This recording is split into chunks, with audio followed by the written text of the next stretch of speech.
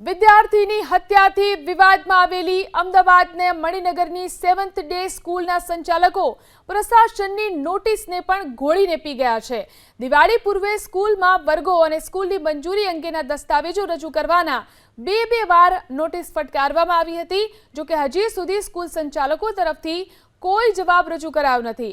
બે નોટિસનો જવાબ ન આપતા આખરે અમદાવાદ મનપાના એસ્ટેટ વિભાગની ટીમે શાળાની મુલાકાત લઈ દસ્તાવેજોની માંગણી કરી હતી।